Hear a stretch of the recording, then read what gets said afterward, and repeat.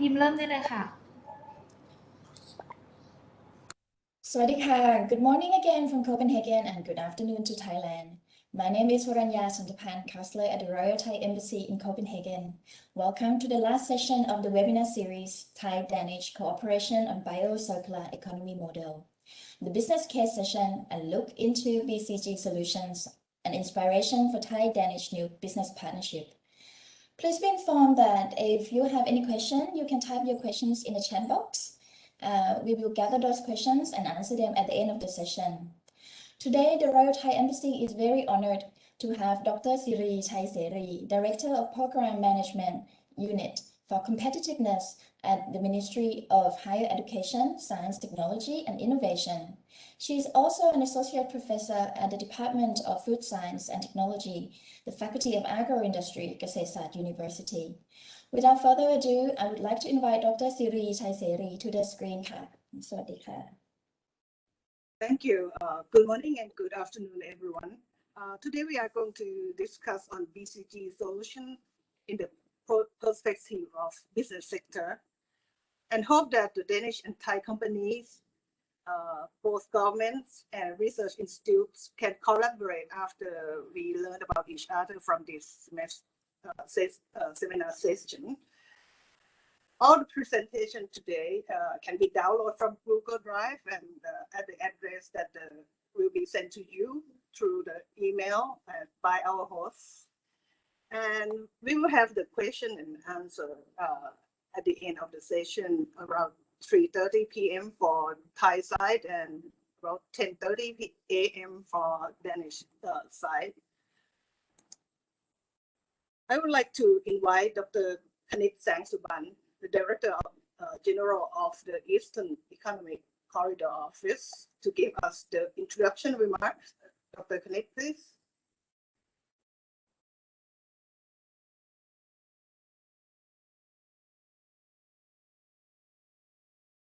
Thank you very much, Professor Siree, and welcome everyone. My remark will actually go to Honorable Klaus Rasmussen, President of the Danish Thai Chamber of Commerce, and also we have the Excellency Ambassador Nong Nut, who is an advisor to EEC here today as well.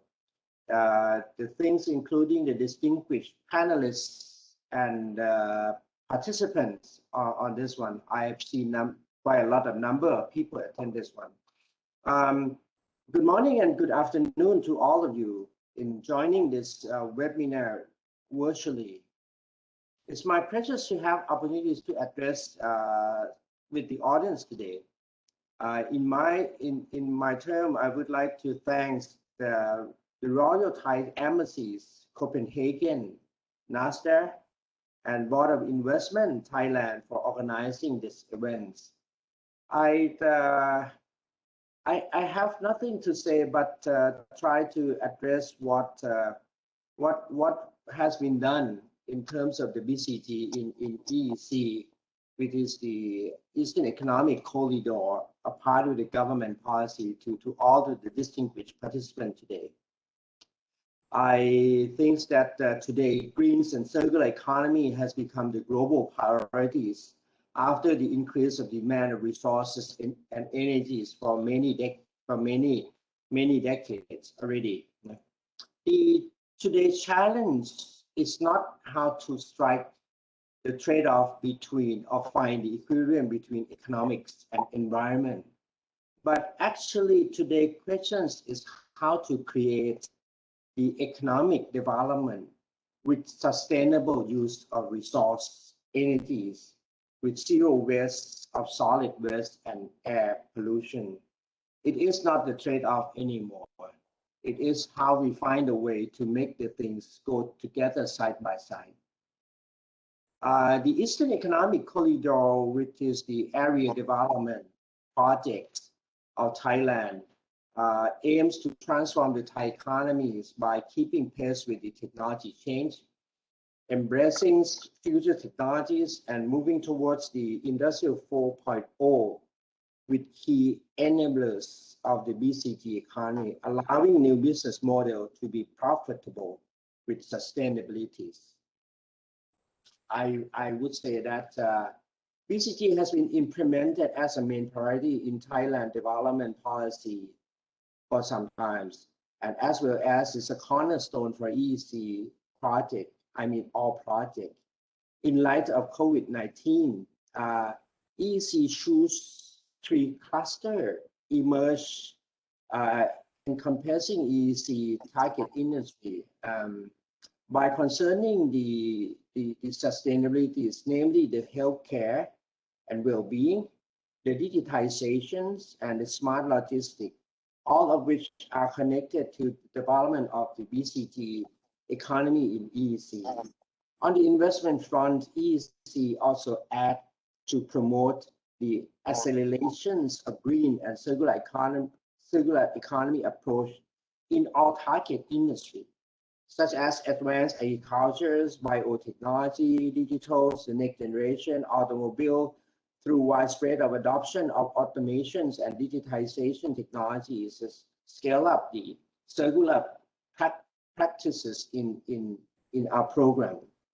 On the bioeconomy itself, EEC aims to create productivities and value added for agricultural products by investing in agricultural techs. To increase productivity, we support the use of biotechnology and digitization technology in agricultural products to enhance quality and standard of the Thai agricultural product that been used the raw material as a bio-based industry. So we have been focused very much on bioeconomy in the area. To facilitate the technology transitions, we create an innovation hub in EEC, what we call the EECI, as a technology and an innovation platform supporting advanced and innovation industry in the EEC area. The first assignment to EEC is to do the agriculture and bioeconomy. The infrastructure of EECI among the first one available in Asia, for example, the multi-purpose biorefinery pilot plant is building now with the full budget support by the government to serve as infrastructure for research and development at the laboratory level and commercializations in biochemical, food, pharmaceutical industry. Many companies are involved, and they will benefit from the supporting ecosystem that improve the value of such product. In terms of promoting the green and circular economy, EEC has set the target to become a net zero carbon emission area for industrial sector in EEC area. While we aim to first improve energy efficiencies with goal to generate renewable power supply not less than 30% of total electricity demand in EEC. The EEC committee chaired by the Prime Minister already approved this one for a year already. The second one is to enhance resource and waste management. And the third one is to develop the ecosystem and sustainable of the green business. All of this is not just the target that we do it. We have program and project incorporated with it. Yeah. Currently, the EEC Office of Thailand has been working with the greenhouse gas management organization, working together to develop the infrastructures for green and circular practice in EEC through the establishment of the emission trading system.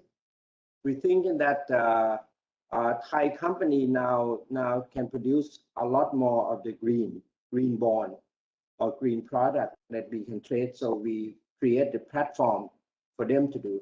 At the same time, the Thai company, many of the Thai companies that turn into international company, they have to go and buy the green bond somewhere else.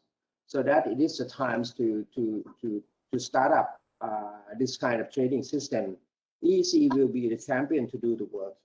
In addition, there is a plan to develop Ban Chang. Ban Chang is the area close to the Utapao Airport, and Mataput, which is the key petrochemical industry of Thailand, located in the Yong provinces, to be the pilot EV city to mitigate emissions from the transportation sections and address the barrier to adopt the upscale of e-mobility. I believe that there are tremendously opportunities for Denmark and Thailand to work together in bio-circular green business here. With the support of the EC office, which I will do, and the regulation sandbox features that we have ability to do according to our laws. Investor will be able to invest new technologies and pursue innovation business model that utilize disruption technology without prohibitive regulation constraint.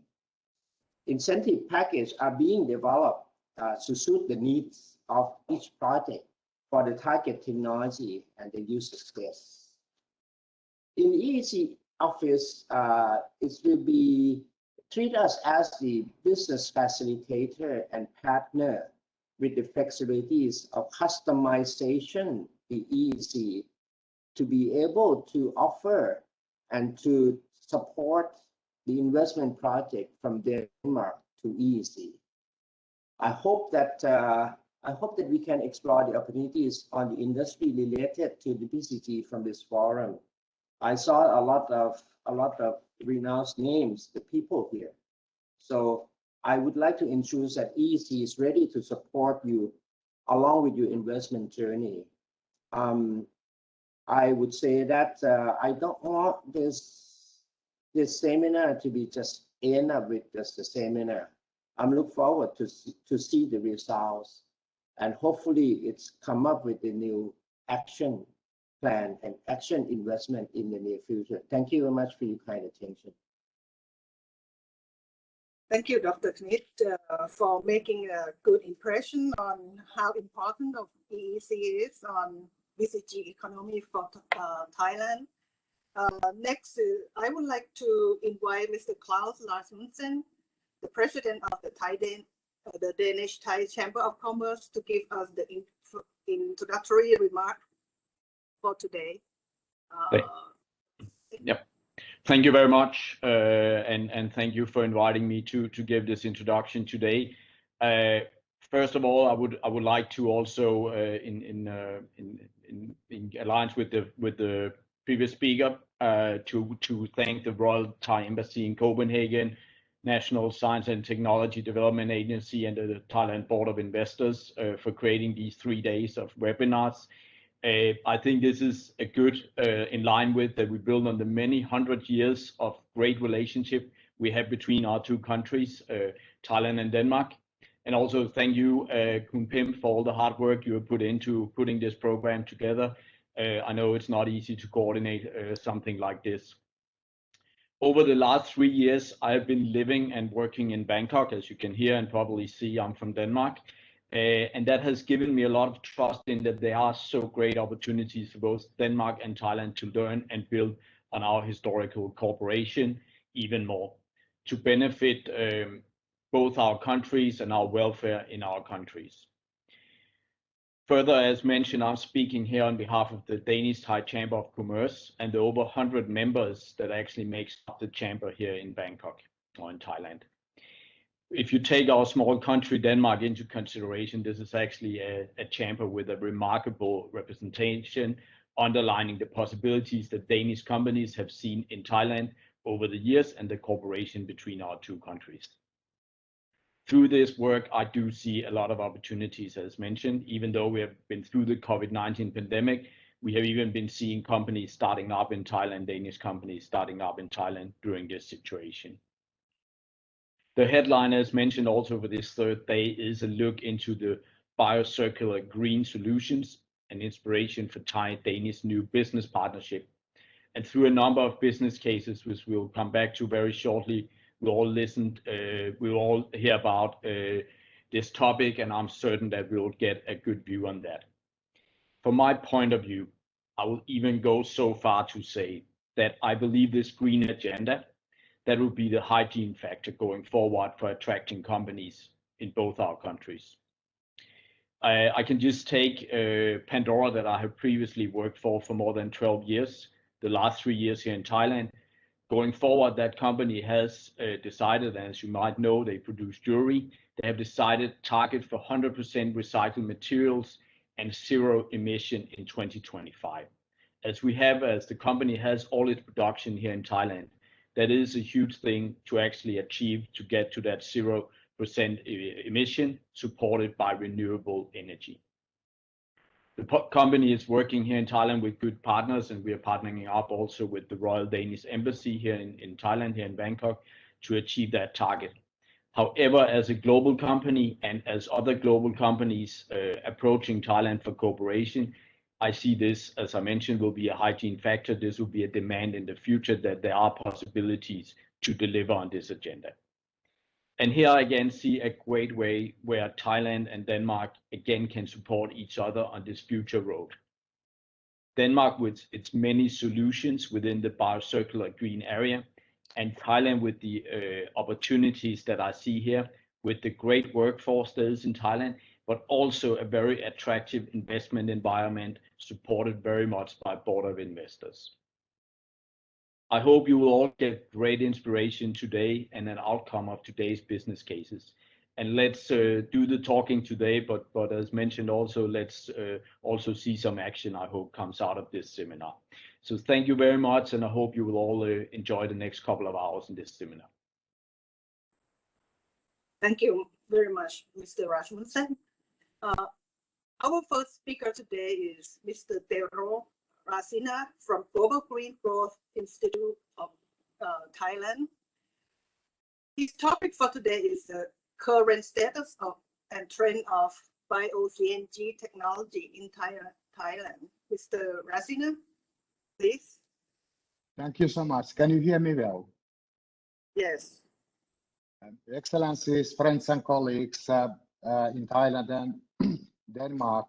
My name is Tero Rasina, and I'm Thailand country representative and also Asia Regional Investment Lead at Global Green Growth Institute, or GGGI. Denmark was one of the founding members of GGGI, and 2016 Thailand joined as a member. GGGI is a treaty-based intergovernmental international organization currently chaired by Dr. Ban Ki-moon. Topic of my presentation is the current status and trends in a bio-CNG technology in Thailand. And I will also present some opportunities for Thai-Danish collaboration in waste-to-energy sector, specifically in biogas sector. Myself, I have over 15 years of investment and technical advisory experience in biogas sector in Thailand. I hope you find it interesting. GGGI Thailand is currently managing 2 years program funded by government of Denmark to support especially bio-CNG related applications. If I give you a few words first on the biogas business landscape in Thailand, compared to neighboring countries, Thailand has done a great advancement. We have up to 2,000 megawatts of operating bioenergy assets at the moment, including 1,700 biogas plants. Having said that, the majority of the plants are relatively small, and when it comes to large-scale biogas plants, one of the problems is that they are generating more biogas than they are selling to grid at the moment. So we are estimating that about 20% of the biogas output is currently flared. So there would be a great opportunity for Danish companies to support Thai biogas power plants for retrofitting with the new technologies, being it bio-CNG, biomethanol, or even considering biohydrogen type of innovative applications. We have also other opportunities in biogas at the moment in Thailand. We have ongoing Energy for All bidding program. The first 75 megawatts will be awarded still within this year. And that means 25 projects, maximum 3 megawatts per project. And in terms of investment capital, we are talking more than $200 million of investments to new biogas assets in Thailand. Also in municipal solid waste to energy, we have identified a great opportunity in Thailand, again, very country-specific situation. We have a number of RDF plants up to 10, which would need retrofit with a biogas component. Again, the investment need there is up to $100 million. When it comes to bankability, we often have this question that who is the investor, the local bank supporting these opportunities. We have done some assessments, and clearly grid-based solutions, municipal solid waste, and the investment opportunities under Energy for All are bankable. And immediate investment pipeline in these two sectors is up to 35 large-scale grid-connected projects, up to $400 million. When it comes to bio-CNG, biomethanol, biohydrogen, we analyzed some of the sort of optimal retrofit opportunities and found out that unfortunately these subsectors are lacking bankability because of low financial feasibility, high technology risk, and unsure offtake arrangements at the moment. In this presentation, we were asked to give you a sort of overview that what type of technology solutions in biogas in Thailand at the moment are proven. Proven meaning that when banks are assessing these opportunities, what type of solutions they are financing as of today. Clearly, AD covered lagoon systems using wastewater either from cassava industry or palm industry are most sort of economically proven cases. In bio-CNG, we have 5 actually pilot projects ongoing in Thailand at the moment, and membrane solution is the leading solution in those retrofits. When it comes to biomethanol and biohydrogen, we don't have yet pilots in Thailand. Earlier this year, we had a round of discussions with quite a big group of biogas stakeholders, including the leading biogas companies, research institutions, biogas association, and collected a bit of a messaging. And clearly, the developers, local companies are relatively ready to implement. There has been quite a gap when it comes to sort of large size biogas plants to be developed in Thailand. Thailand had a big investment cycle between 2007 to 2012-13, which was partly supported by Kyoto Agreement and carbon credits. And in the last 7-8 years, we have seen a bit of a lack of new investment appetite. The landscape has been moving partly because of this Energy for All policy framework. We also see interesting that Napier as a sort of feedstock energy plantation model is coming in quite strongly in Thailand. And when it comes to access to finance, quite a number of these biogas project developers are small scale. So they don't have big balance sheets to pledge collaterals for bank loans. So often they are saying that they have problems of securing project finance because of high need for collaterals.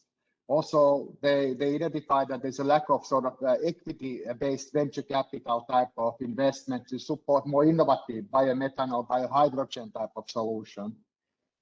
When it comes to carbon credits under Paris Agreement, the developers are a bit concerned of the long-term benefits and how to hedge those cash flows.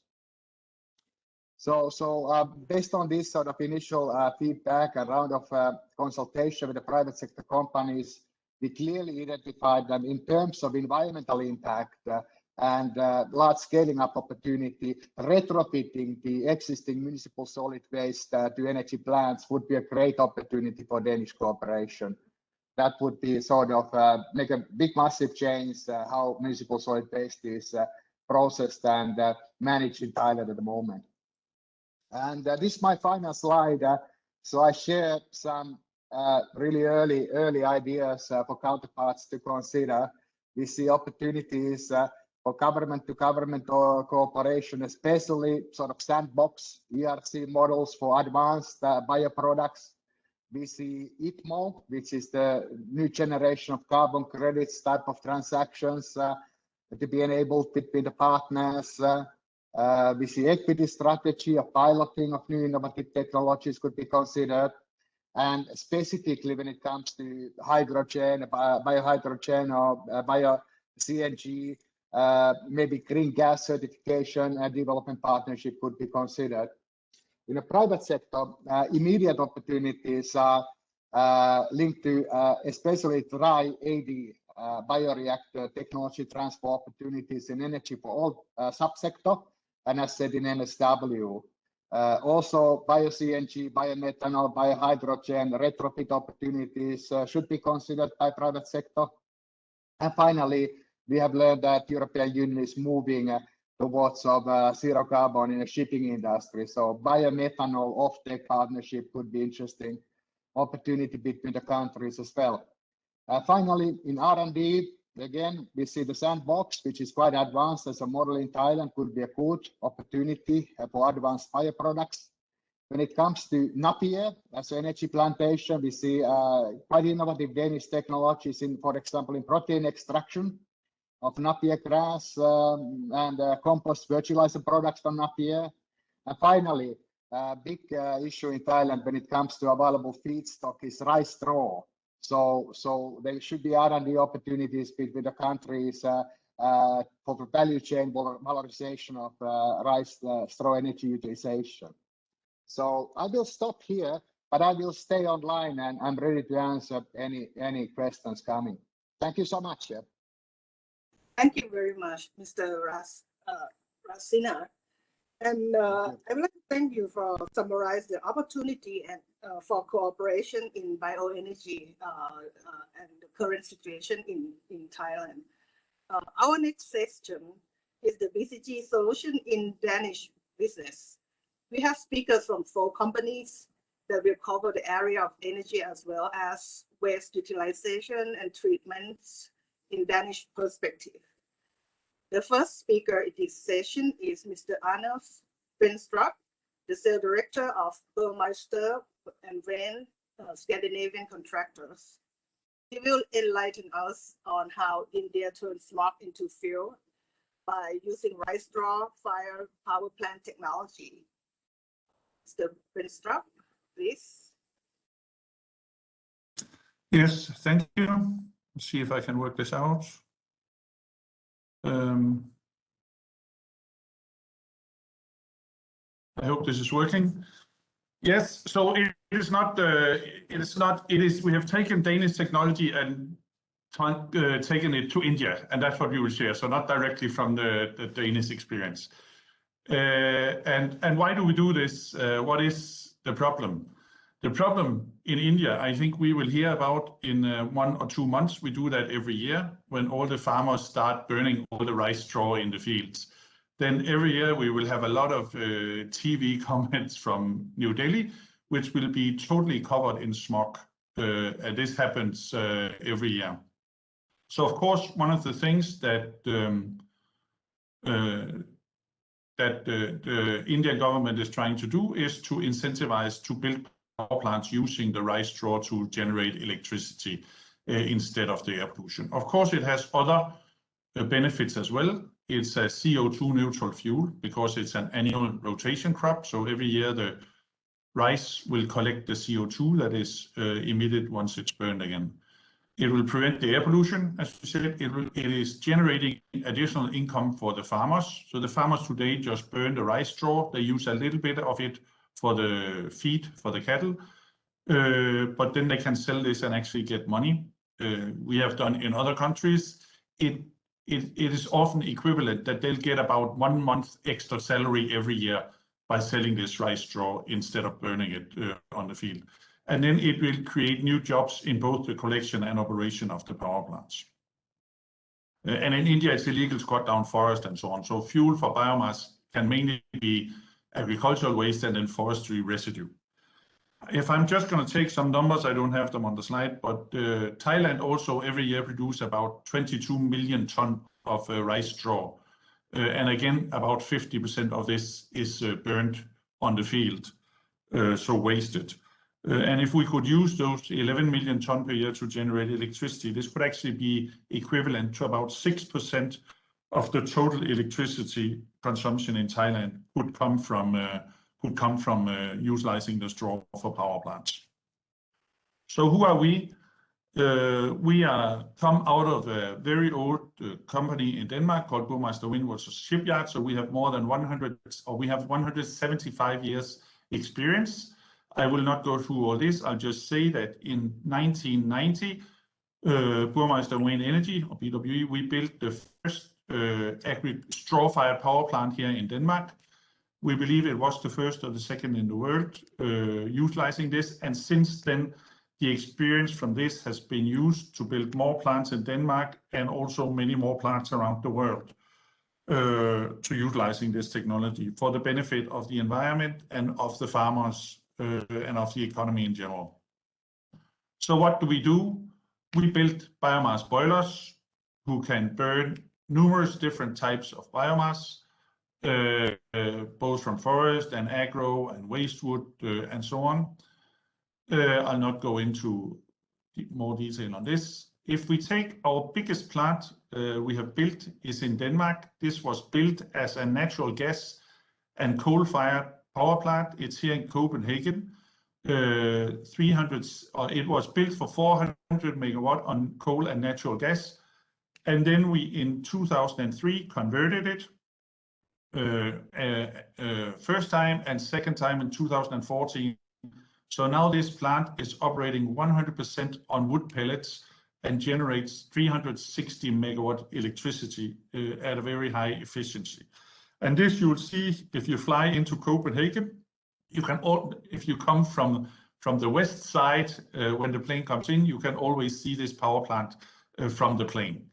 So it's actually very central in Copenhagen with very, very low pollution. In India, which is where we're focusing now, we started back in 2016 to build a power plant that used the waste gas from the steel production. So this is this Corex gas, which was otherwise just being flared, so burned in the air. So we built a power plant that is operating on this. This has been in operation. It has very high availability. Since then, it was for SR Steel, and this is now Achelor Steel Plant down in Chaiseri. And right now we're then doing a study where we can use the blast furnace gas instead of the Corex gas to burn in these boilers as well, to also prevent, because the blast furnace gas has a lot of methane, so very high climate gas emissions they have at present.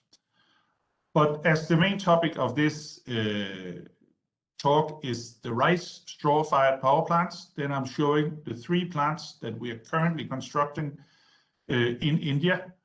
2 of them is for Sukhbir Agro Energy Limited, and 1 is for Siree, which is a paper plant. They are 15 megawatts electricity. They will operate 100% on rice straw, so no other fuel than rice straw.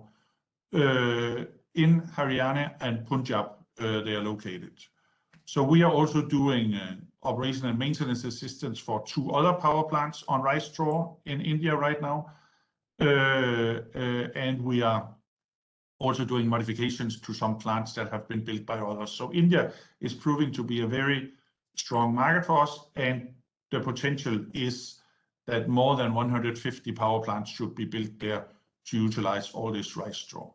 So in Thailand, this number will be less. We would think it would be equivalent to about 15 power plants in Thailand could be built to burn rice straw alone. And that will, of course, in Thailand mainly be up in the northeast part of the country. Biomass and agricultural waste is many, many things. So I'm just showing here. You have straw, you have rice straw, you have nut shells, palm leaves, and so on. And each power plant must be built so it suits these, because these fuels has very, very different characteristics. So I'll not go into detail on that. Then to the end, I'll just say about biomass in general. If we take the Danish reference, then actually 28% of all the CO2 that has been saved in Denmark since 1990, this has been saved by utilizing biomass. In Denmark, we have cut our coal usage down by 98%. Again, this is mainly due to biomass, because all the coal-fired power plants have been, or many of the coal-fired power plants have been converted into biomass. And in Denmark, of course, as opposed to Thailand, we have heating. So we have district heating. And district heating we need in the winter when the sun is not shining. And we also need it when the wind is not blowing. So biomass is actually a very good renewable resource to provide steam and heat on a continuous basis, even when the sun and wind are not there. So we still believe that biomass will have a very big part to play in the fight against climate change for many years still. And on top of this, of course, we have the added benefits that if you do field burning, it's very polluting and it generates incomes for farmers, which is also high on the priority of many governments. But as we could hear earlier, this is also the priority of the Thai government. So we're looking very much forward to participate on this in Thailand as well.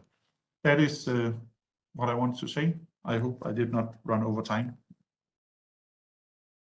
Thank you very much.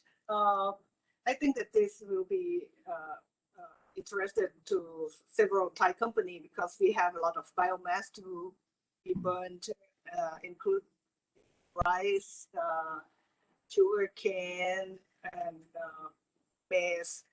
And I think that this will solve a lot of our problem in Thailand. Our next speaker is Ms. Marianne Gregerson, the Commercial Development Manager of Chris Hansen. Her topic is prevention of food waste through Chris Hansen's fermentation technology. Thank you very much for the invitation, for giving a short introduction to our solutions in Christian Hansen. And hopefully you can all hear me and see a PowerPoint presentation. So the topic of my presentation is food waste and how fermentation technology using good bacteria can support the prevention of food waste naturally. So my name is Marianne. I work with Christian Hansen in the dairy bioprotection area, focusing on food waste and also working with consumer insights.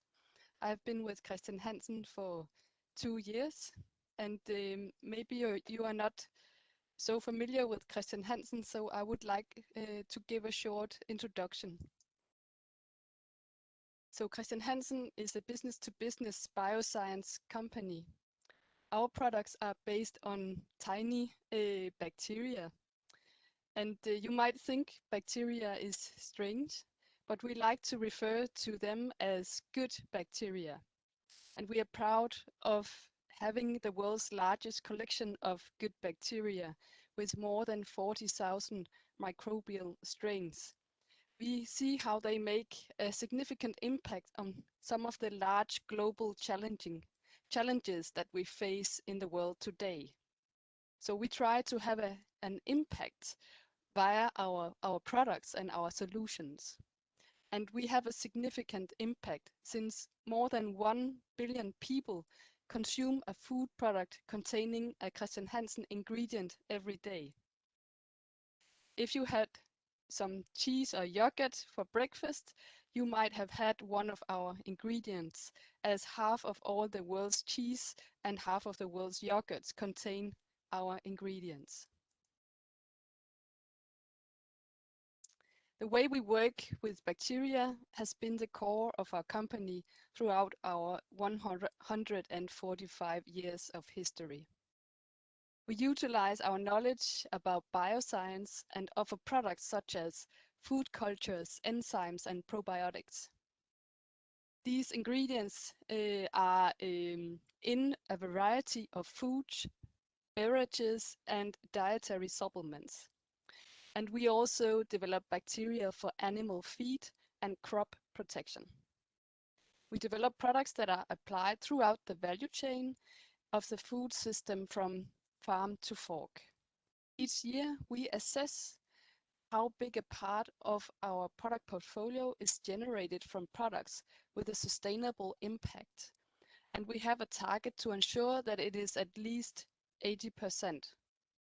In our recent financial year, the results showed that 81% of our revenue come from products that contribute to the UN Sustainable Development Goals.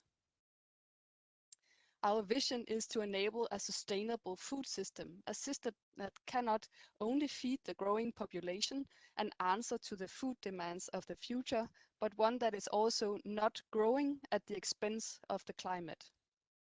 All of this is why our purpose is to grow a better world naturally.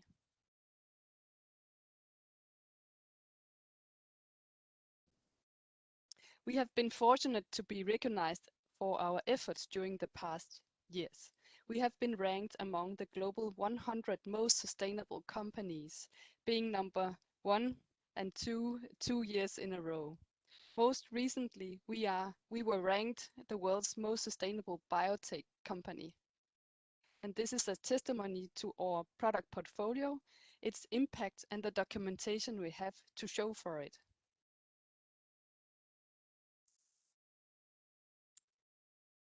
The big question, how can the world nutritionally feed nearly 10 billion people by the year 2050 in a manner that advances human well-being, while also reducing the food system's impact on the environment, particularly on climate change?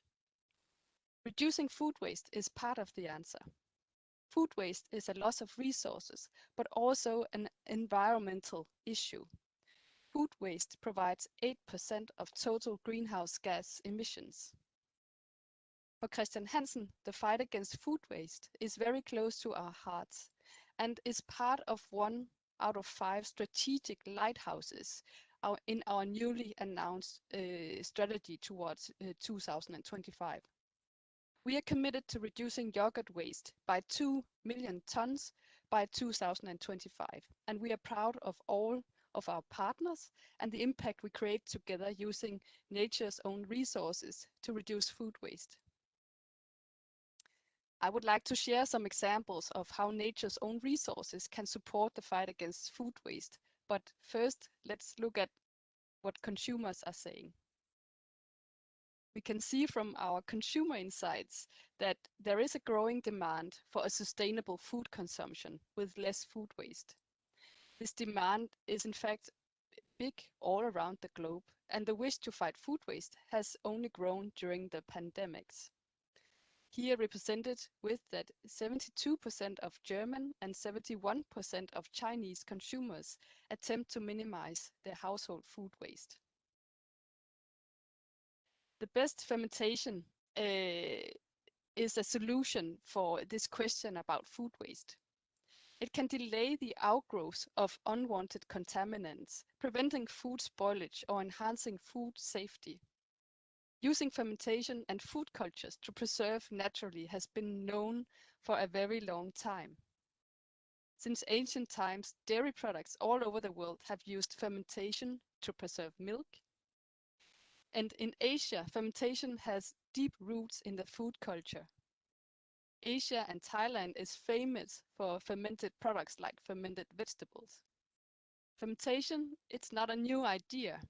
So the news is that in Christian Hansen, we use our superior knowledge about microbial food cultures and advanced science to identify the specific food cultures that have more than average ability to prevent spoilage and harmful contamination, to improve the fermentation technology. Improved fermentation helps to keep food fresh and safe.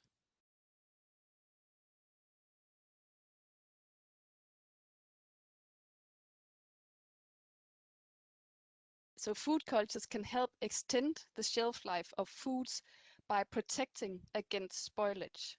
It can delay the outgrowth of spoilage and pathogens and improve product quality and safety.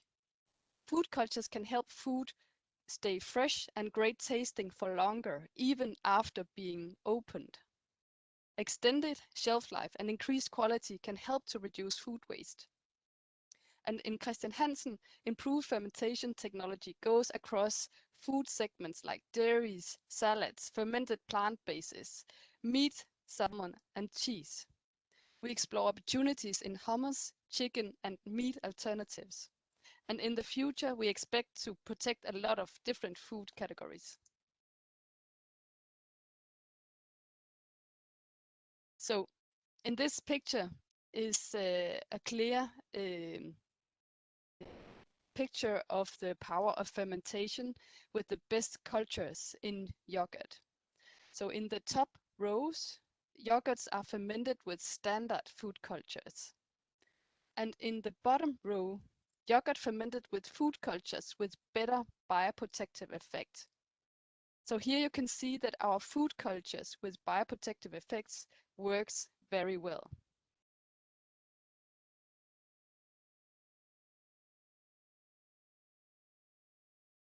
The great news is that our cultures can actually prevent food waste by extending the shelf life and improving quality. And we have estimated that yogurt waste could be reduced by 30% each year, leading to a really significant amount of CO2 savings. We also explore fermentation with better food cultures in other products. This is an example of a plant-based fermented product, and we can see that there are globally an increasing number of consumers who look to enhance the consumption of plant-based foods in their diet. So this example shows a coconut base. It has been fermented with food cultures with better bioprotective effects, and you can clearly see how it protects the food from spoilage. And ready to eat salad. So this is another example where our cultures have been applied to ready to eat salad. They are added to reduce the risk of listeria, but the culture also have a positive impact on keeping the salad fresh. So in the salad to the right, you can clearly see that the salad looks fresher and greener. Also in hummus and plant-based meat analogs, we are exploring how food cultures with better bioprotective effect can help vegan and vegetarian meat alternatives fresh and great tasting. So the potential of fighting food waste with the best fermentation technology is huge. So just to conclude, fermentation is a natural way to keep food fresh and great tasting for longer. In a product like yogurt, the potential of extending shelf life is big, and it is estimated that extending yogurts with 7 days can reduce food waste with 30% each year. Improved fermentation technology to preserve food expand as growing number of customers, and we expect to protect a lot of different food categories in the future. Thank you very much for your attention. Thank you very much. I think that several Thai companies will contact you because I received the request from several companies working on the fermentation, and they want to extend the shelf life of food through fermentation. The next speaker is Mr. Thomas Baumhoff, the Regional President, APEC and MEA from Novozymes, Malaysia. This topic is addressing the production waste dilemma with Novozymes biosolution and technology. Mr. Baumhoff. Thank you very much, and thank you all for the opportunity today to share a little bit more about how Novozymes can see biotechnology as a technology resource to create a biocircular growth economy.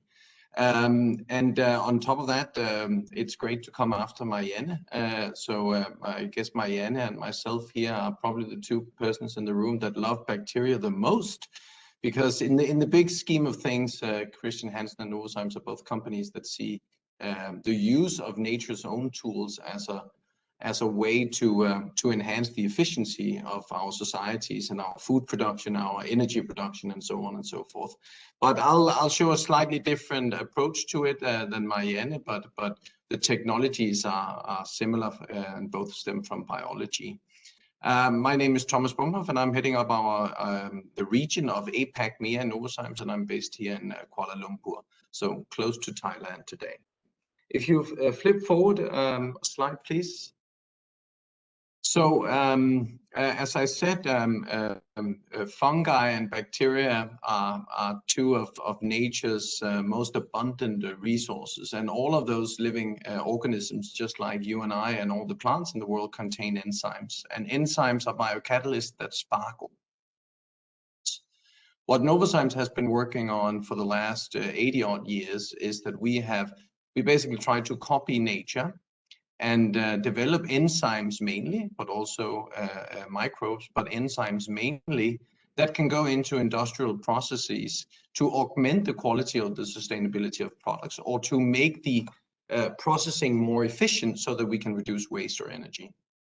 If we look to the region of Southeast Asia, in light of us being in Thailand today, our technologies today are vastly consumed in products like household care products, cleaning products, where you apply enzymes to improve the performance or the quality of your detergent product. Also, if we go a little south of Thailand, there's a very big vegetable oil processing industry, predominantly from palm oil, where you can use enzymatic technology and biotechnology to make that process more efficient, also in some of the downstream processing. So there are a lot of different examples and industries worldwide where we make this efficiency and this copy of nature, so to speak. If you take one more, please. Very quickly, I wanted to share a view as to how we as a company also work with sustainability. And Marianne also spoke a little bit about it in their approach, that sustainability is core to a biotech company. And of course, we operate with financial targets, but we also operate with a very ambitious set of targets for our internal consumption. So if you look to climate, water, and production and consumption, then we have some internal goals, which is about absolute reduction in CO2 emissions. It's about managing water. So water is an issue at certain locations, not at all locations. And it's about circularity of the waste. So we deploy process changes and contextual strategies to do so at our own sites. At the same time, what we promise to the world and why they should use biotechnology is that, for instance, if we look to the biofuels production, this is mainly in the US, but if you look to biofuels production in 22, that saves the world about 60 million tons of CO2, and our technology is part of that. If you look to water, there is just around 4 billion people today in the world that wash their clothes with our technologies, and that reduces the chemical load that goes into the waterways. That also goes for Thailand, by the way.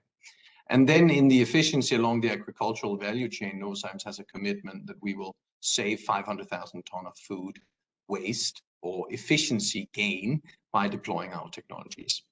If we go to the next one.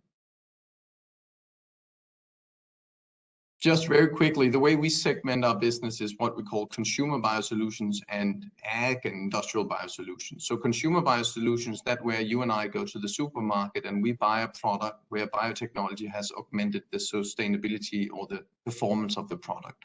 A household care product, it can be a beer, it can be a loaf of bread, for instance. If we look to the agriculture processing, that's more where our technologies are applied to enhance the efficacy of that process.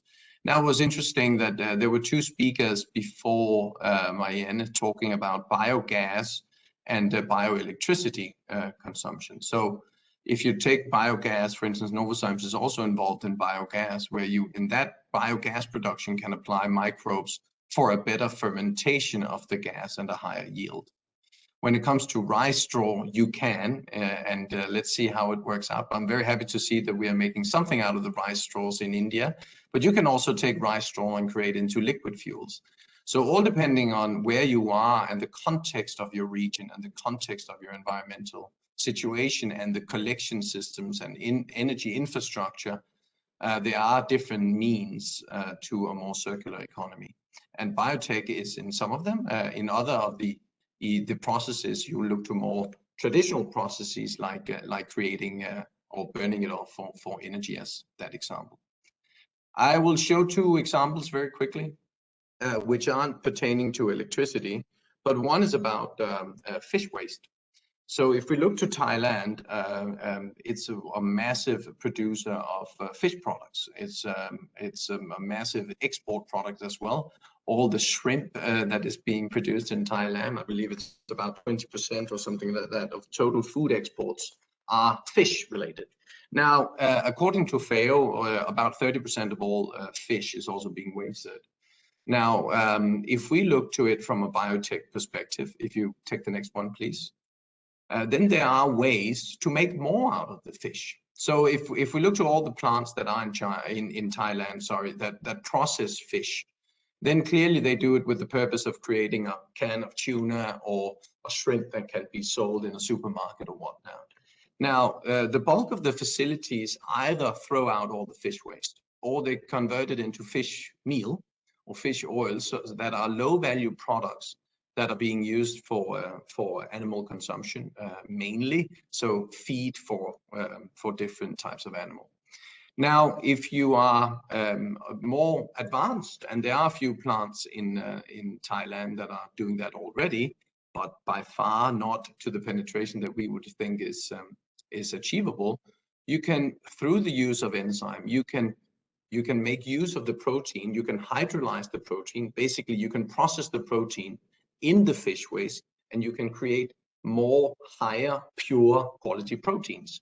So for instance, you can have a protein spread that you use for food. Such products exist today already, also in Vietnam. You can have these products that you can use for human consumption. You can also use it for a higher protein grade into feed products. As well, you can produce collagen. Collagen is used as a nutraceutical. It's used in different medical application. Chitosan as well is one product. So a way to look at a biocircular economy is also to look at where is it that we are processing a lot of organic matter? How can we process that in a more effective way? Partly by reducing energy and waste, but also by augmenting the quality of that processing to generate more revenue and profit out of the same resource that we do today. Of course, the status quo is we have the plant, we do as we always do. So it requires that someone contacts the likes of an Alfa Laval, puts in a different grader and a tank and whatnot, and apply biotechnology. But we believe that will come, and that is the way forward to reduce the waste and enhance the profitability of such a vast sector in Thailand. If we take one more example very quickly, and then I'll round it off. It's just to say that the next one is a case on biodiesel production. So biodiesel is big in this region. There's about 10 million liters of biofuels produced in Thailand every day. Half of it is ethanol. So that's alcohol. The other part is biodiesel. Now, biodiesel can be using different primary oils for consumption. Here is a case where we can use cooking oil. It may sound like a project from the 70s in the US, hippie generation, but actually, if you take the next one, you can today convert cooking oil very effectively into biodiesel. So if we look to certain companies, unfortunately, that is not the case in Thailand, but not to our understanding at least, but a company like McDonald's would collect all its cooking fuel and convert that into biodiesel. But unfortunately, for good and for bad, Thailand is a heavy consumer of fast food, and there's lots of vegetable oils being processed, and most of it is just being chunked out. So there is an opportunity to collect and reuse that oil into, here is the case of liquid fuel, where of course you either reduce the need for petrol-based diesel or other virgin-based biodiesels. So the collection of waste is often the case, and now Claus spoke earlier about the collection of rice straw, which I'm sure is also an issue. But once you get over that collection issue and you can see that there's actually more money to be made. We believe it's an interesting deployment of biotechnology. So if you take the next one very quickly, just round off. So Novozymes, we are operating globally. These are the main industries we are working within. Today I brought an example of two things that are not the largest businesses of Novozymes, but in the context of waste and in the context of circularity are two things that we think should be deployed in Thailand. And with that, thank you very much for your time today. Looking forward to the session afterwards. Thank you very much. Our next speaker is Mr. Si Huang Lin, the Marine Project Manager from Danfoss Editron Asia Pacific. His topic is the energy efficient hybrids with full electric power, control solutions, and energy storage.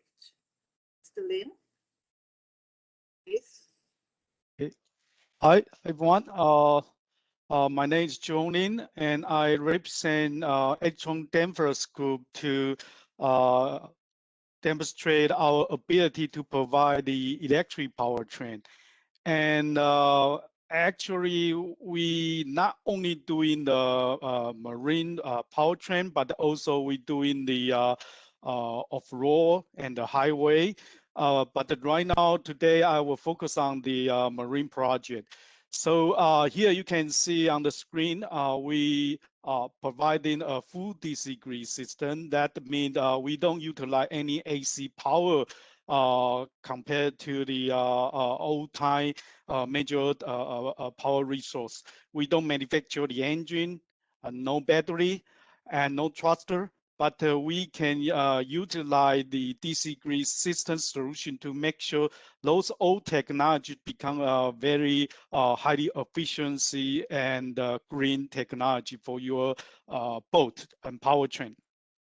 Actually, we already involved in some of the most ambitious program in Thailand. Like here, you can see this one we work with the EA group for electric ferry. Here we provide the motor and the inverter. And this is just a start because there are so many water channels in Thailand. And we know government here is really trying all their ability to electrify the pollution for the waterway. So here, I try to show some of the case study that can help to build the Thailand marine industry. First one is the e-ferry, Aaron, in Denmark. This is the biggest pure electric ferry. When I say pure electric, that means it doesn't even have a backup generator on board.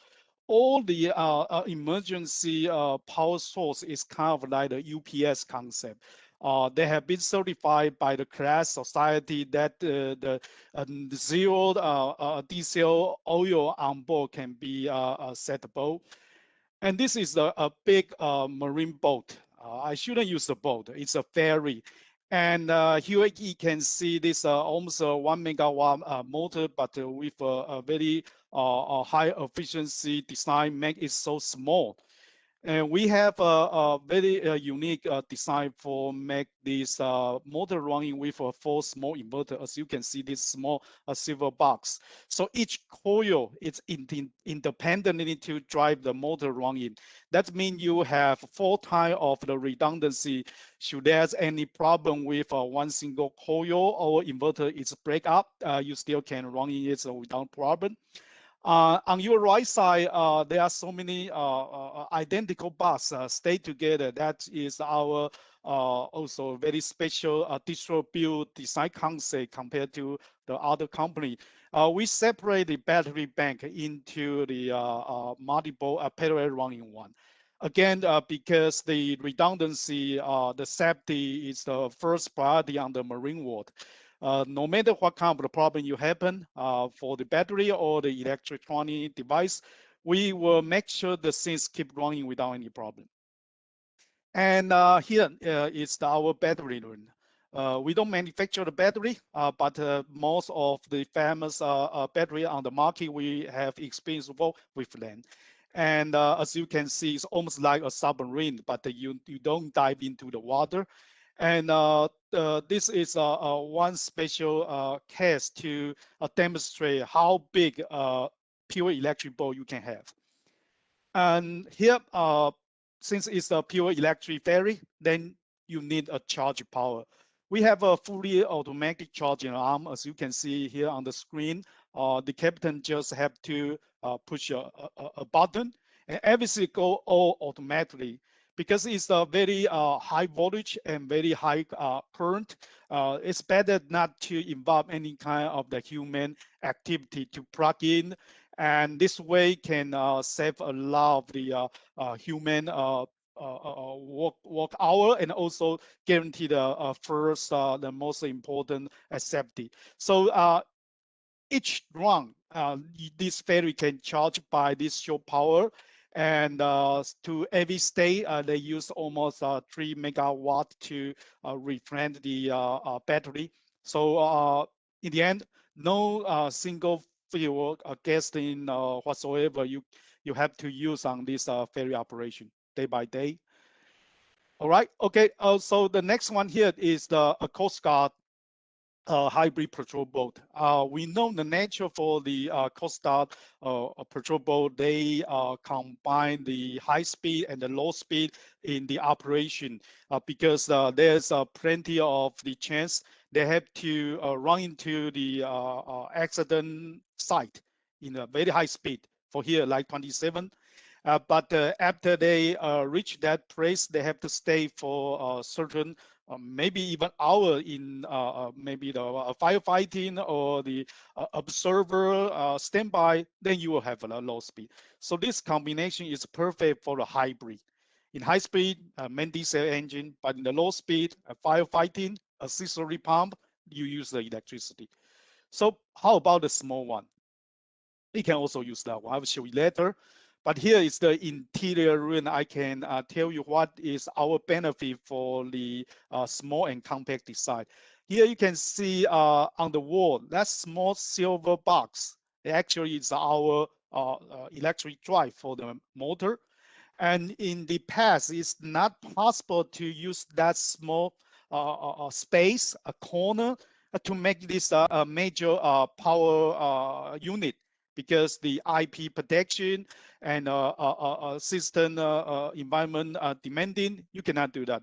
But right now, thanks for our technology, you can change your original diesel boat without sacrificing too much interior space. So how small you can do it? This is the example. We couple months ago, we worked with the Penguin Shipyard in Singapore to launch the first hybrid pilot boat. And you can consider pilot boat have the same operation profile like the Coast Guard I just showed you with our previous example in Estonia. When you carry the pilot to the, for example, like a container boat, you have to rush to the site to get in the meeting place in with high speed. But once you be there, you have to wait until the cargo tanker to reach that meeting point. So dramatically difference for this operation profile, and result in a big valuation for the loading.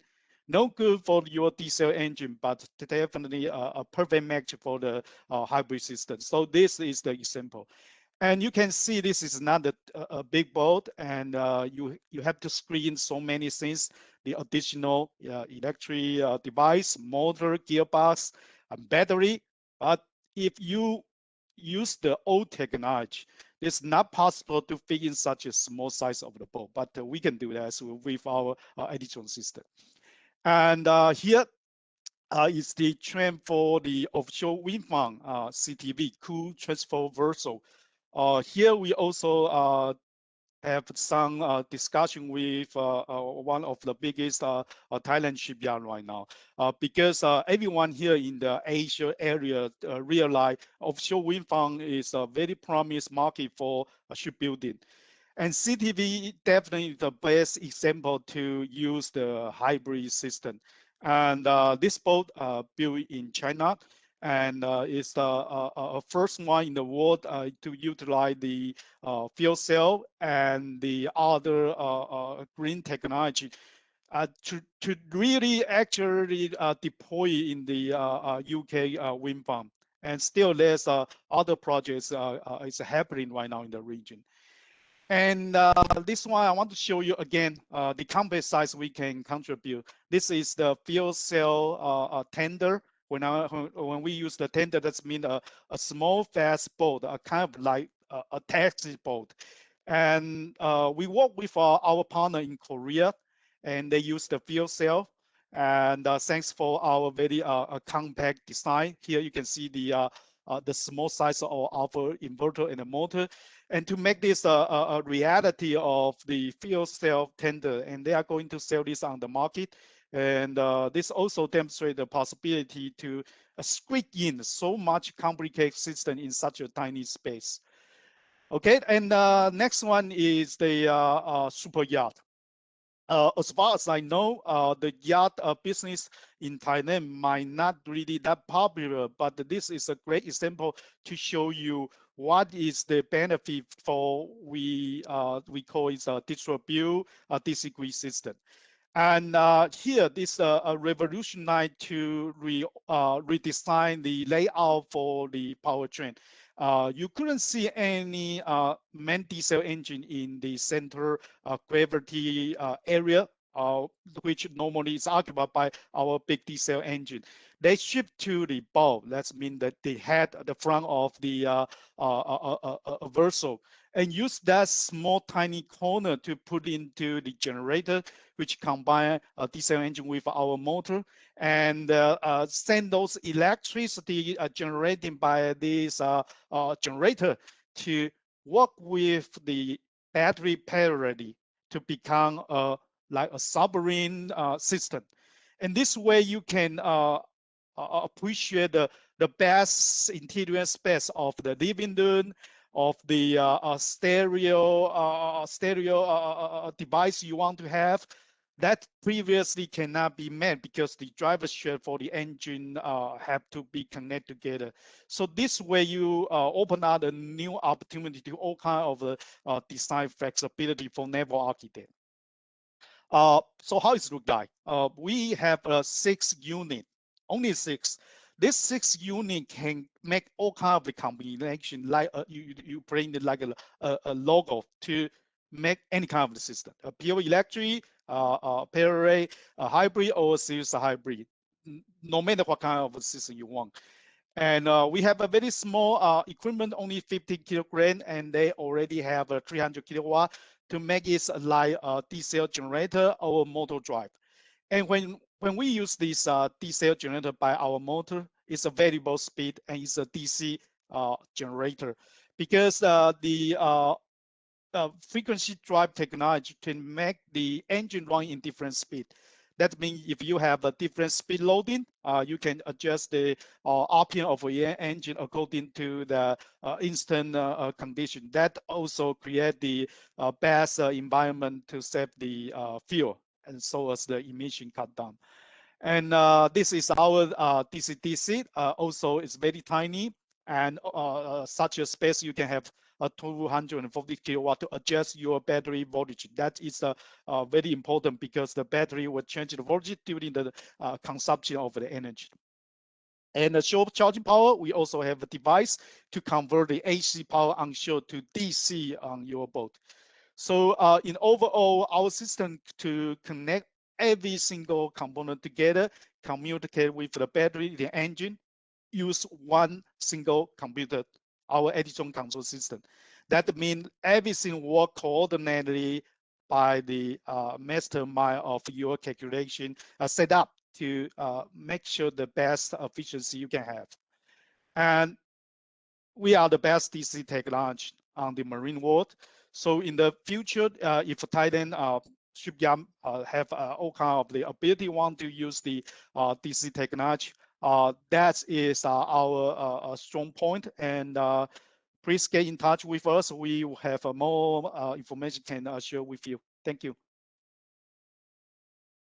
Thank you very much, Mr. Lin. This is very interesting topic that quite a few of Thai companies starting to look into electric boat and ferry. So I think that they are looking for all the support from Danfoss. Now we turn into the BCG solution in Thai business. We have two companies to share their experience with us. Our next speaker is Ms. Gloita Natalang, the Executive Vice President for Danish Cooperation. She will share with us the pathway towards the carbon neutral enterprise. เรียนเชิญคุณกลอยตาค่ะ สวัสดีค่ะสักครู่นะคะ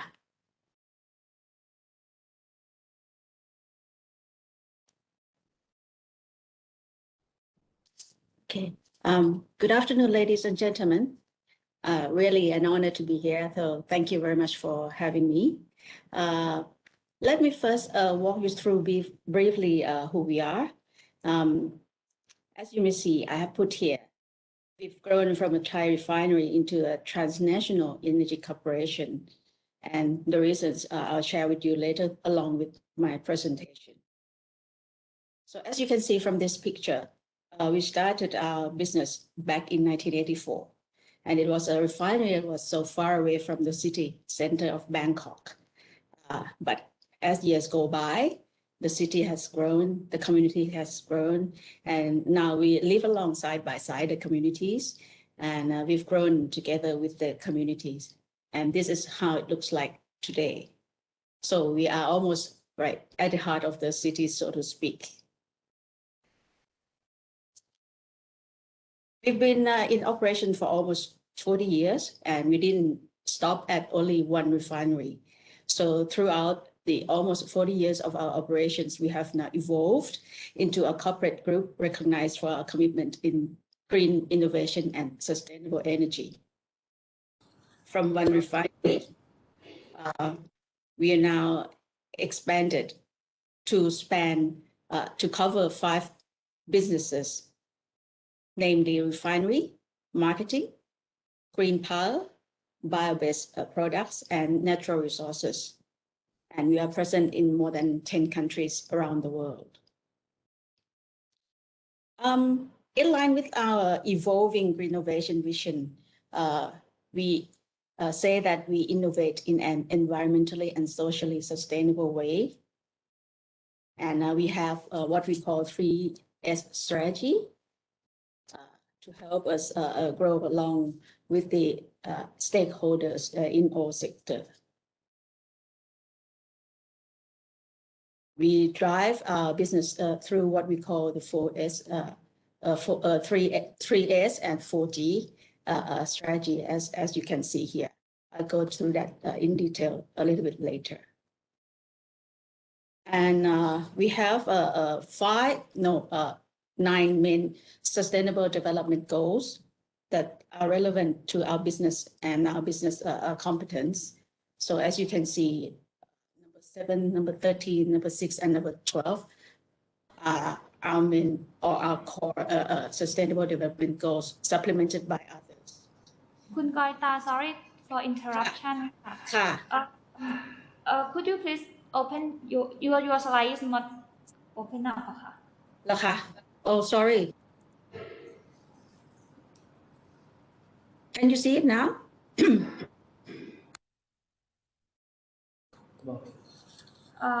Not yet.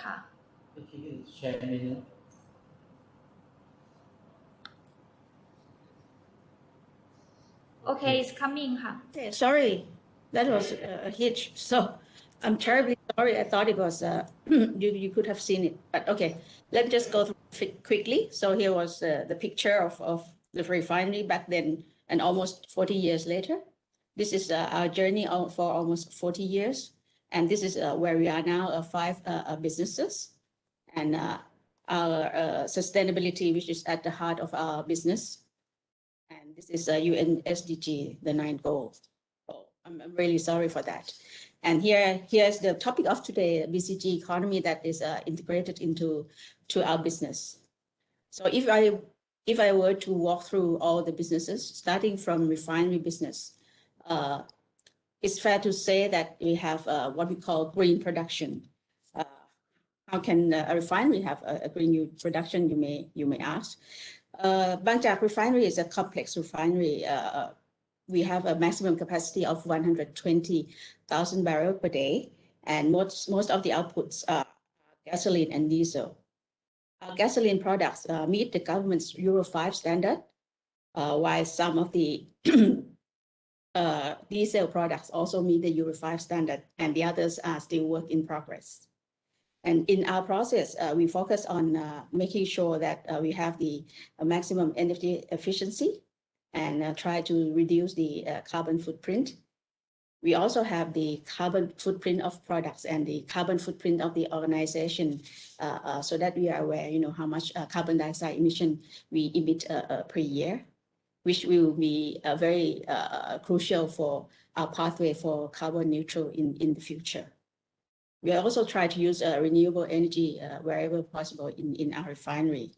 And, with the limitation in terms of the space, we cannot grow more than this in terms of space. We try to make it as energy efficient as much as possible.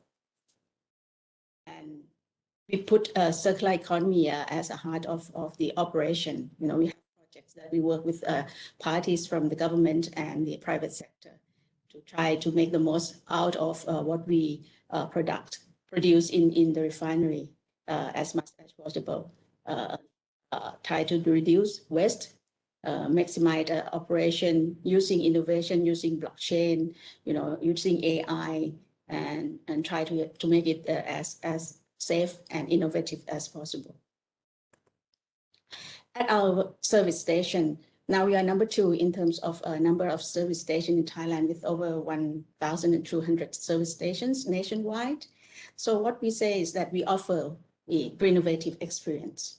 Our products are low carbon, because it's a bio-based fuel. So what we do is that, we let our customers who use the application on their mobile phone to see how much carbon dioxide emission they can help emit when they buy our products, for example. And we try to make it as innovative and also safe, especially in times of COVID like this, like touchless digital payment system. And we are now moving more and more with electrification. We have EV charging station. We work with the Provincial Electricity Authority of Thailand, putting EV charging stations in Bang Jak service station nationwide. We have what we call GEMS, the Green Community Energy Management System, produce electricity out of the solar cells in the service station and having it traded among the parties, like the community malls, shops, and the likes. And also this one shows, the country's first and the only digital overhead service station. It's on Sukhumvit 62, not so far away from our headquarters. We also encourage recycling among our customers. We distribute a lot of water in PET bottles. It's one of the most, or I can say, it's the most popular premium. Customers still like to receive free water in bottles. So we don't want to create waste.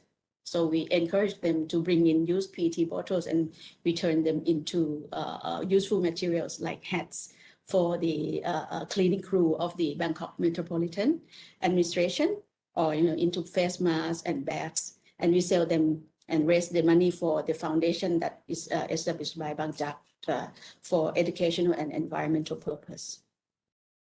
We also do, buy back the used cooking oil. I heard, I think Thomas mentioned just a few minutes ago that, this can be turned into biodiesel. So we do buy that in our service station and also from the household in the communities around the refinery. But it may not at the scale that the public at large is so much aware of.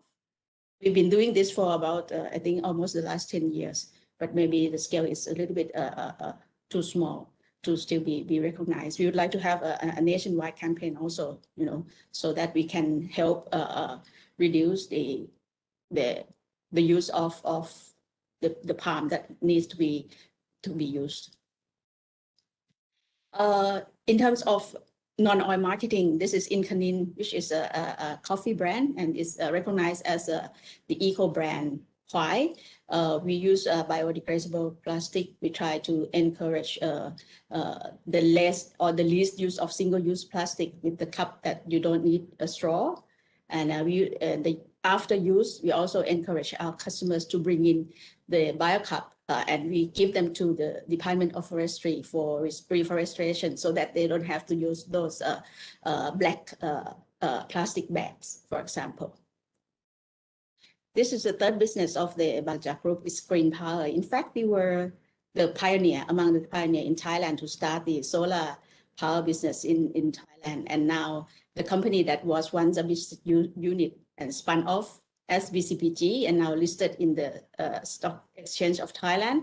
BCG is now doing very well in terms of a green power business, with the solar power, wind power, hydropower, and geothermal in Thailand, Japan, Laos, Indonesia, and the Philippines. So this is where the group is focusing on having more of the green portfolio in our business.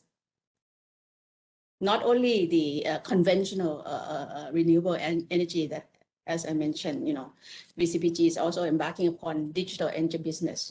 We were the first to launch a peer-to-peer energy trading using blockchain in Asia. And there are a lot of projects that BCG is taking on in terms of digital energy. The democratization of energy, so to speak, where people can have can produce their own electricity and trade and do a lot of things out there. The fourth business is bio-based, and we work with another company, KSL, joined a company called BBGI, and now it is the Thailand's largest producer of bioethanol and biodiesel. And there are 4 plants that located throughout Thailand. And we are now moving further from bioethanol and biodiesel to high-value bio-based business, moving into what we call synthetic biology or advanced biotechnology. And this is where we form a joint venture with a startup from the States, Manas Bio. The company is called Win Ingredients. So we now moving, not moving away, but adding biotechnology, advanced biotechnology into our portfolio. And the fifth business is the natural resources. We do have investment in lithium mining in South America, and also petroleum exploration and production in Norway. And to make sure that we grow sustainably, this is what we set up an initiative and innovation center to look into more of the research and development or ecosystem and incubation, and also CVC, corporate venture capital, more or less into the likes of electrification and lithium mining and a few others that are really the future of our business. So like this was the internal startup that we launched last year. Winoni is a motorcycle taxi platform. It's a electric motorcycle taxi platform. So you see these, they do come and rent out the motorcycle taxi and have the batteries swap at our service station.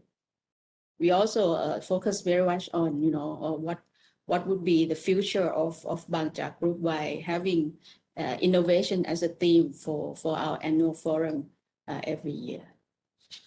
And again, a lot of R&D is going on, looking into biochemicals and biomaterials. So from one refinery now, we have grown very much into many areas. And this is where I'm saying that we are transitioning in energy transition.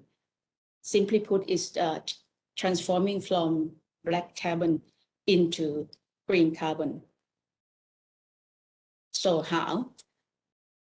I think you all aware that oil was discovered about 100 years ago, and back then fossil fuel was really a vital source of energy and contributed to the development of world growth.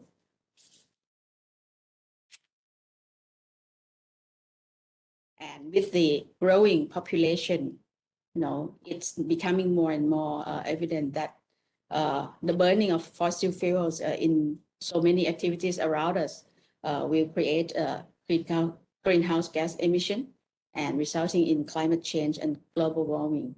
So there's really a serious need for more sustainable fuel to support the growing demand of the world's population. So the focus is now shifted to renewable energy storage, and energy storage system. And this is where, BCG economy, which has really been a pillar of strength for us, will continue to be very important for our energy transition. We have set a target to be carbon neutral by 2030, which I think is rather ambitious, but it's not unachievable. So this is where we are heading. And what we do is trying to increase our green portfolio through like the green power business, through BCPG, bio-based value chain, the likes of BBGI and lithium value chain, for example. And we also do like carbon footprint of the organization, so that we know how much we need to reduce, how much we need to offset in order to become carbon neutral in 2030. We also promote carbon credit trading and also raise awareness among the public on energy transition. So this is the last slide where we want to be long-term aspiration. The dark green color shows where we are now, and the paler, lighter green, so where we may be or where we may choose to be. So we may be in pharmaceutical, we may be in cosmetic, we may be in food, we may be in EV-related business, but that's where we are looking into and trying to see how Bangchak Group can transform into. So, and again, BCG has been and it will always be at the heart of our transformation. And I think I have captured, in a nutshell, who we are and what we have done. Those are not all just the samples of how our BCG economy has played a role in our business cooperation. So feel free to send me questions or comments if you have any. And thank you very much for your time.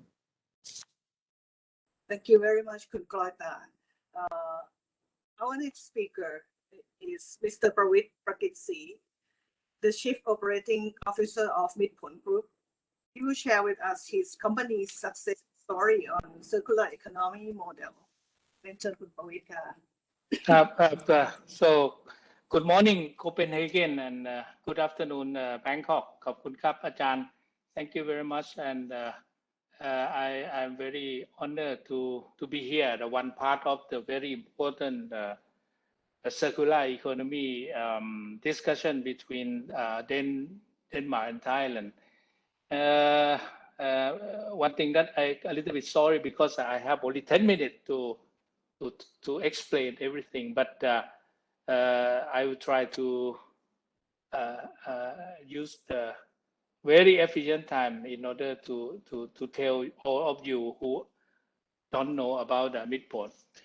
Okay, actually, what is the success story? To tell the very short, right? 15 years ago, the revenue of Midpon is just coming from the sugar business, but right now you can see 25% coming from the energy business. Of course, what our main part is from electric cogeneration, sell to the grid and used for our internal hub, 50%. And the other energy business is, of course, ethanol.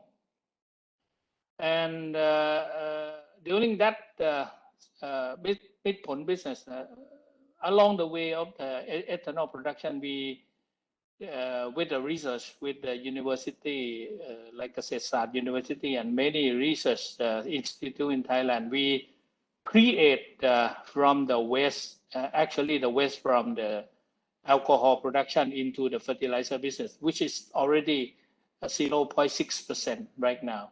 You can see that now our fertilizer business is around 3 billion baht. It's already, so it means like you can see that the real circular economy example of Bitpon is already 15 years is we create more than 30% from the other zero waste model. Bitpon is the largest sugar, fifth largest in the world. We are a 65 years old company, starting from the small farmer. Only one small farmer 65 years ago, and right now we become the fifth largest sugar in the world. We have 8 sugar mills in Thailand. We have 12 cogeneration power plant. We have 4 ethanol plants. And at the same time, to use the circular economy, right now we are working on how to make yeast and yeast specialty from the ethanol production. And we have we try to develop one a starch plant, 3 fertilizer plant from the byproduct that we have a production from our ethanol production. And the second thing that we are in China 24 years ago, we have 5 sugar mills. We are number 2 in China. We have 1 refinery, we have 2 power plants and 1 fertilizer plant. We are number 3 in Australia. We are now, we run 1 sugar mill and 2 refinery in Indonesia and 1 in Laos. So that's why, starting from the small sugar farmer a long time ago, the aim of Bitpon is what we have to do is we have to do the sustainability for our farmer. Of course, the core business of Bitpon is the farming. We can integrate many high technology in Bitpon farm, both the integration from Thailand and Australia, a method to create our Bitpon modern farm. So if you can improve the quality and the efficiency of the farm production with a very high efficiency factory, so then you can create a lot of things. That is comply to the zero waste model, which is same as the circular economy that we have. Next slide, please. So you see that right now when we are coming, so the first generation of Bitpon, the first S-curve, as I said before, as a 65 years old company, starting from sugar. So we have many kind of things of sugar. And then 15 years ago, we second renewable energy. So we create maybe nearly 600 megawatt power right now. We have nearly 500 million liters of ethanol, and we create a fertilizer business. In the second generation at that time, we are looking for the renewable energy. But right now, we are similar to the new generation. We are moved to the third S-curve. So we're looking for the bio-based chemical. We want to concentrate more about the health, the food and the feed, and the low-calorie sweetener, probiotic, prebiotic. And right now we try to looking for the higher value like enzyme, industrial enzyme, and the other organic acid.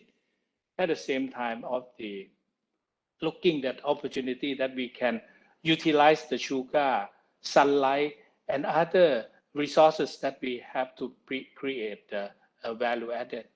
Starting from this model, so you can see that actually the sugar is not produced at the factory. The sugar is producing by the sugar cane.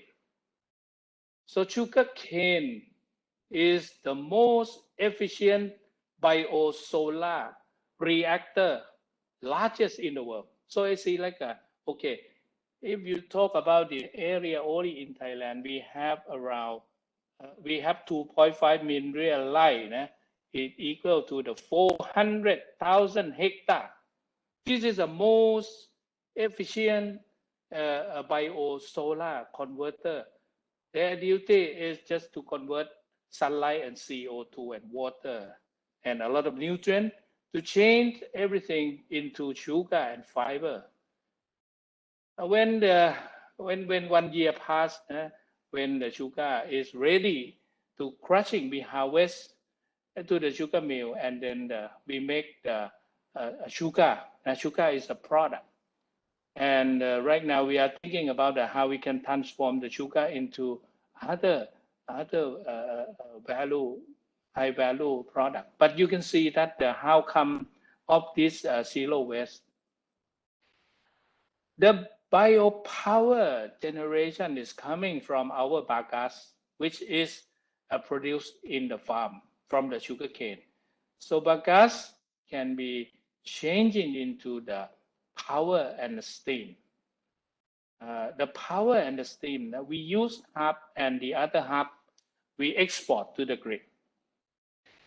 Why we can do that? Because of the technology, because of the research, because of the investment of the new program according to the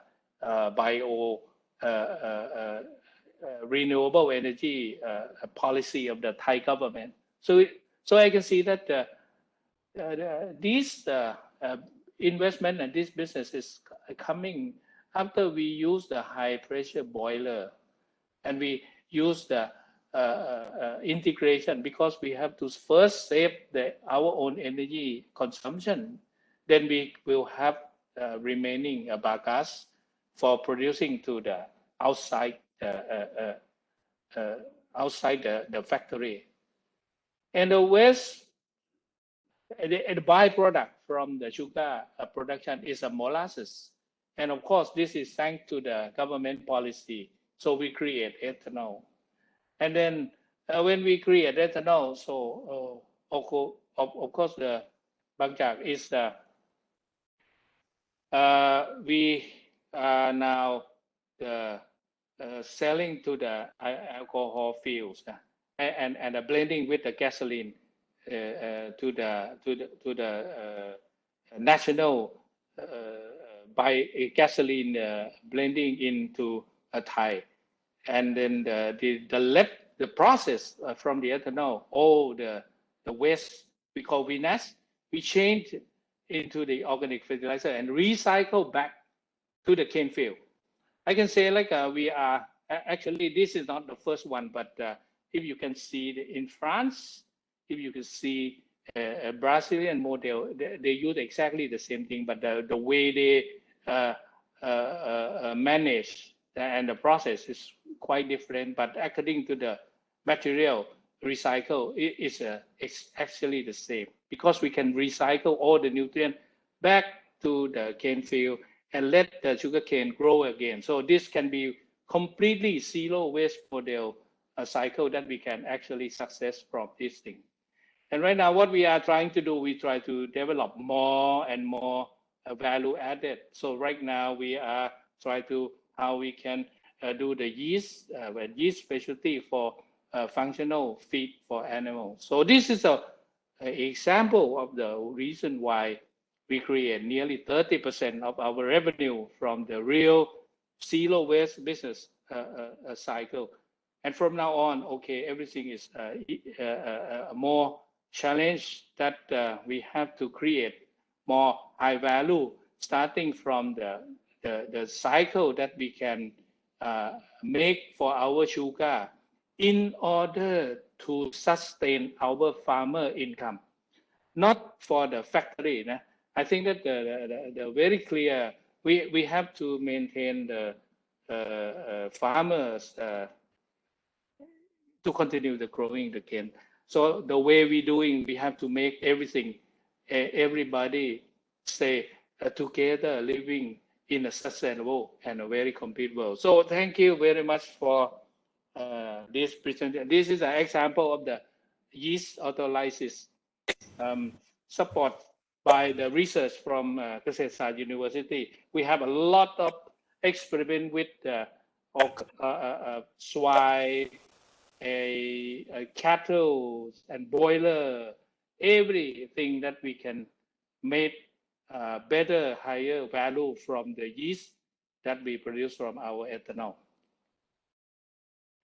This is an example. Now you can see that the fertilizer business. The left side is our very high technology composting machine. So we can compose every byproduct from sugar, from ethanol into the organic fertilizer.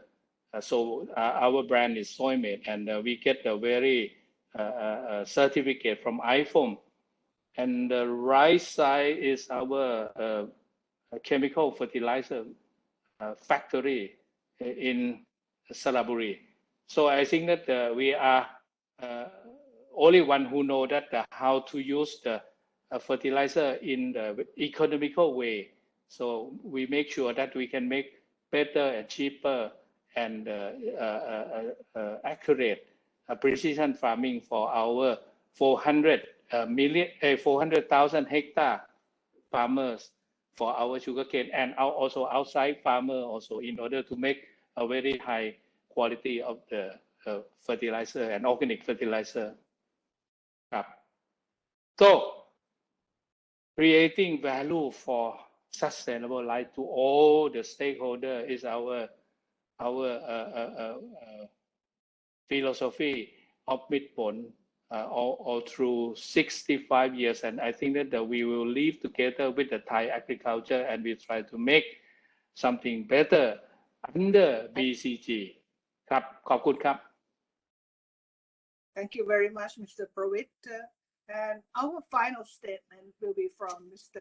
Niels Robenhagen, the Commercial Counselor and Head of the Trade from Royal Danish Embassy, Bangkok. Mr. Copenhagen, please. Yes, thank you, Siree.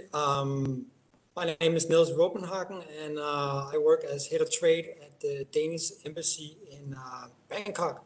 And I can see on the time we're a little bit behind, so I'll make it as short as possible, so we do have some time for questions and answers as well.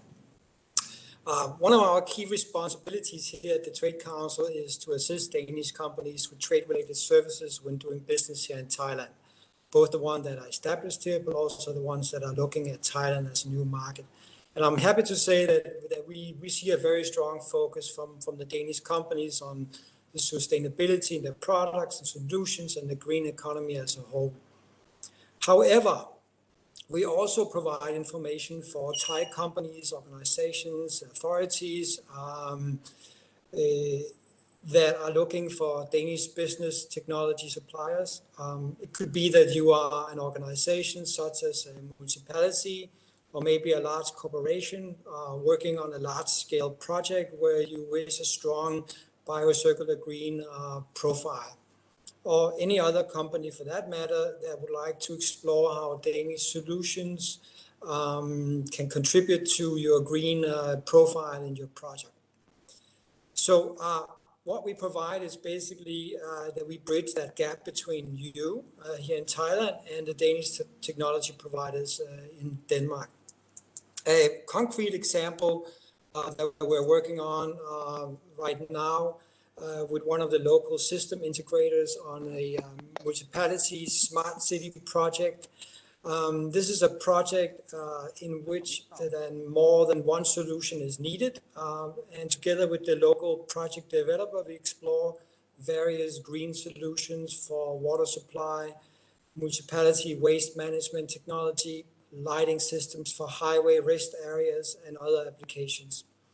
In this case, we basically bridge the product developers with the Danish smart city solution providers.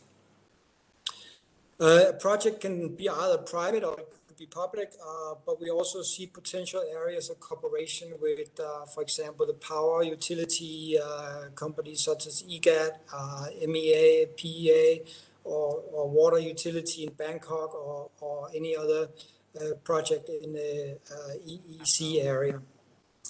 And this is basically how we promote our mutual business cooperation between Thailand and Danish partners, or as the headline, to foster partnerships.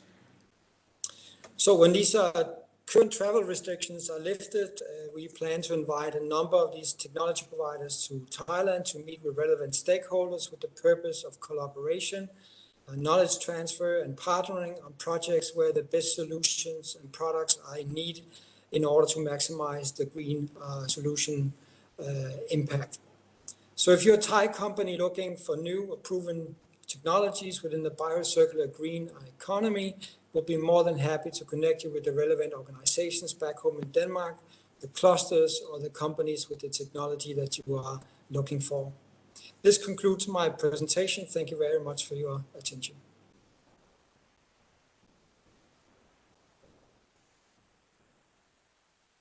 Thank you very much, Mr. Copenhagen.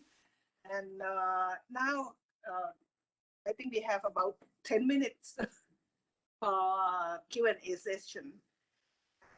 I think that several of you can look into the Q&A session that or some of us already answered the question already. So I think that the host can show us the slide that show the question. We have a question for BWSC. Do you see any immediate business opportunity in Thailand using your technology? No, we are not working on any opportunities right now. We have been following Thailand, and actually the biomass business in Thailand has been happening for the last 15 years, but it's not been one of our focus areas. But if it goes into the rice straw area, we think we will have a especially strong position, and then we would follow it. Yeah.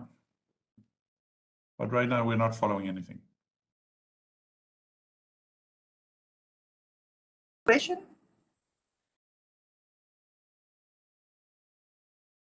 Do you have any next question? This is the question from Mr. Kraus Rasmussen. The COVID-19 must strongly affect on the jewelry business. Do you think that how to adopt the BCG concept helping the jewelry sector from China again?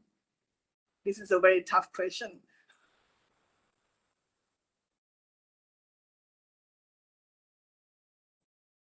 Mr. Rasmussen, is he still in?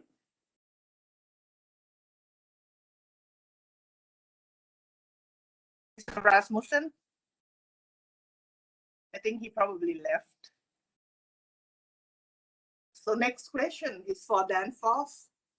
What is Danfoss's focus in Thai market now? Electric ferries should help promoting green tourism agenda in Thailand, but it seemed to require big investment also. Definitely. Could you hear me right now?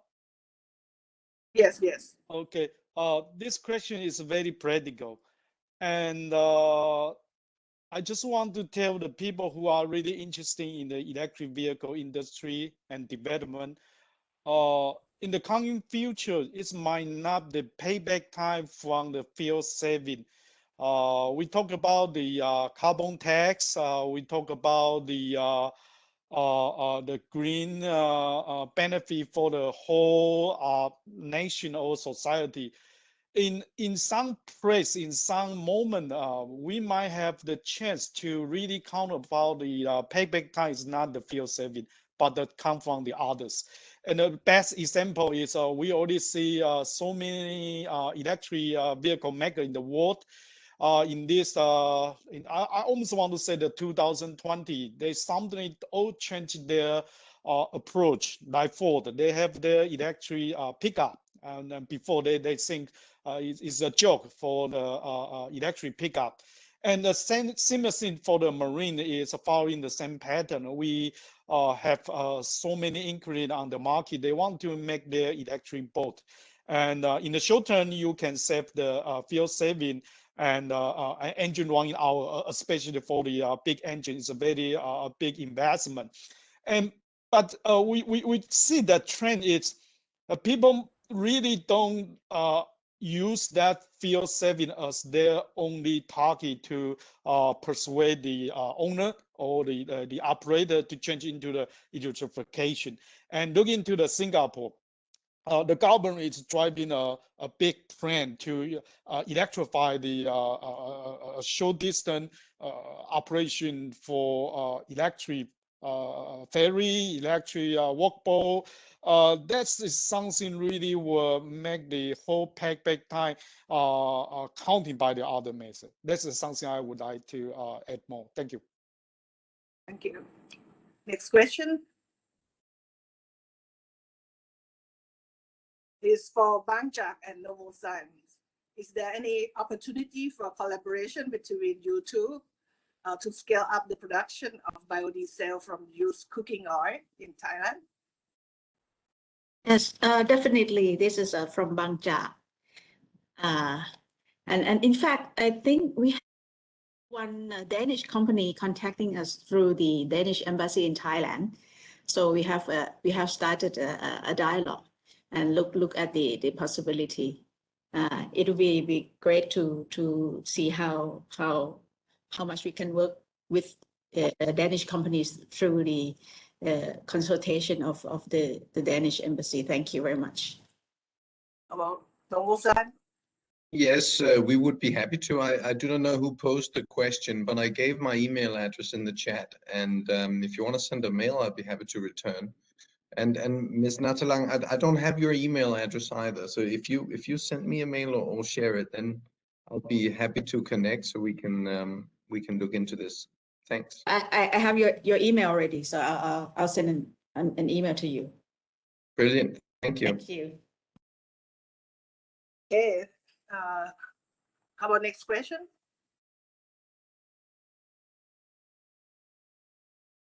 We've done all the questions. Do you have any question? Any question? The question in the chat box is over. We done of that. How about the BOI? The question for BOI is still the BOI person still in?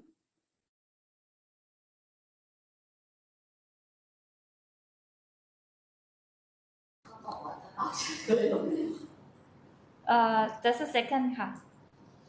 Yes, because there's a question for BOI on focusing on the benefit on biotech and biosolution company to promote Thailand BCG, that BOI has a benefit for that.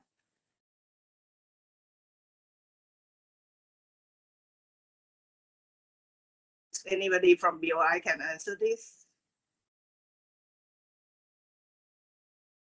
So I think they already left, right? So I think this is the end of the event today. And we had a fruitful presentation, and we wish that we can lead to the future collaboration that I can see that Bangchak and Novozymes already have some things going on. So we want to see other companies from both sides making that contact and collaborate in the future. Thank you very much for everybody, all the speakers that give us very informative subject, knowledge that we can carry on.